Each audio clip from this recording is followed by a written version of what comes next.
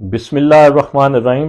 عمران خان صاحب کو آج اٹک جیل میں بے گناہ قید غیر قانونی طور پہ آج 22واں دن ہے، ایک ایسے کیس میں جس میں سپریم کورٹ آف پاکستان اور اسلام آباد ہائی کورٹ اس بات کو تسلیم کر چکے ہیں کہ عمران خان صاحب کے توشہ خانہ کیس میں انصاف کے تقاضے پورے نہیں کیے گئے، عمران خان صاحب کو فیئر ٹرائل کا موقع نہیں دیا گیا،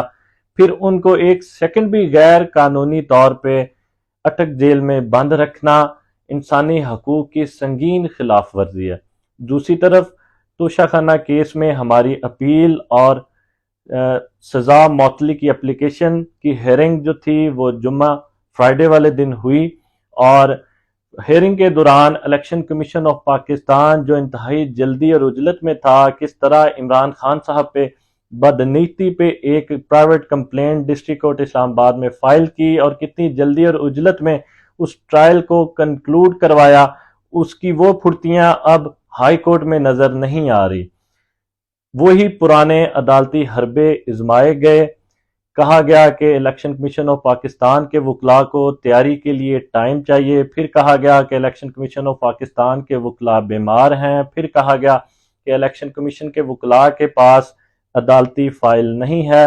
لیکن ہم نے اس تمام حربوں کو مکمل طور پہ اپوز کیا،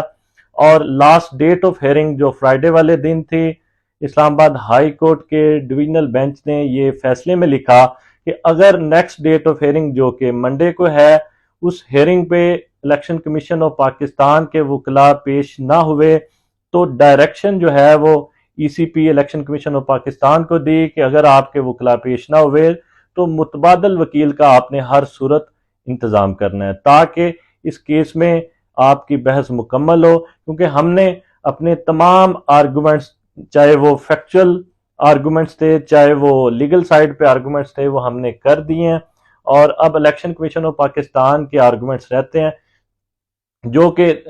منڈے والے دن مکمل ہو جائیں گے، اور امید ہے کہ جو غلطی ٹرائل کورٹ سے ہوئی عمران خان صاحب کے توشہ خانہ کیس میں، اور ان کو کس طرح غیر قانونی طور پہ جیل میں بند کر دیا گیا، اس غلطی کو ٹھیک کیا جائے گا اور عمران خان صاحب کی سزا کو معطل کیا جائے گا۔